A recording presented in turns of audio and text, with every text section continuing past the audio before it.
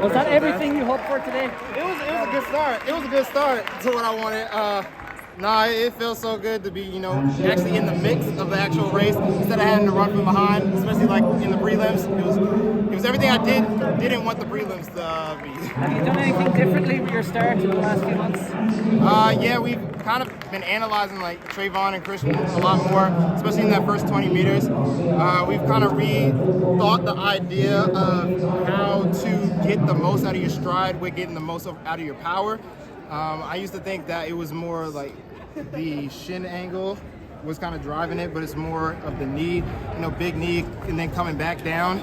It kind of gets that power step while helping you stay on top of yourself so you don't get away from yourself. And I think that was my biggest problem. It was too far in front, so I'm just kind of diverting all my energy up into the air instead of down the track. How do you think about that during a 6-second race? Oh, you don't. You think about it at practice. We heard you think that track field needs more post-game shows. Is that true? Oh yeah, like 100 of them.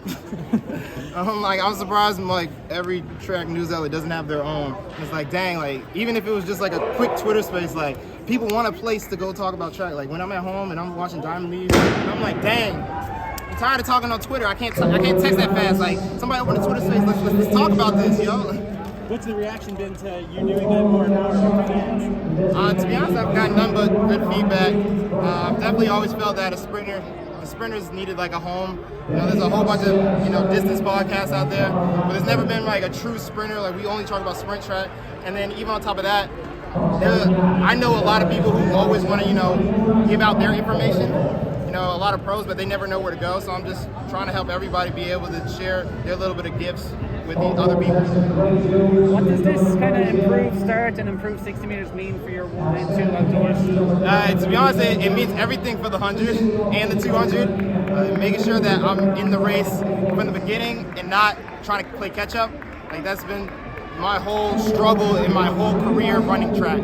Like always trying to force myself back into the race and then taking over when I can just easily be in the race and then take over from such a easier position, so I have more time to run away from people. What's next for indoors? I'm going to Birmingham, Great Britain, in about 2 weeks now, and I'm probably going to shut my season down after that.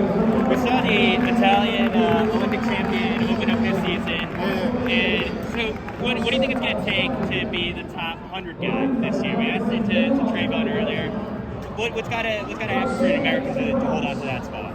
I mean, to be honest, I don't think it's such a situation of holding on to it. It's like we have the guys. We just have to make sure that, like Trayvon said, or even Grant said in our interview before the race, we have to be consistent when it's time to be consistent. I feel like we have a plethora of amazing 100-meter runners, and we just have to make sure about that too. Okay. By the time it's time for the World Championships or trials, we're there. And I guess that's kind of a hard position since U.S. trials is such. I felt more pressure at the Olympic trials U.S. than any race I've ever been in. Like there is no comparison. World Championships, Olympics, I don't care. It's not compared to the Olympic trials in the U.S. Thanks, Noel.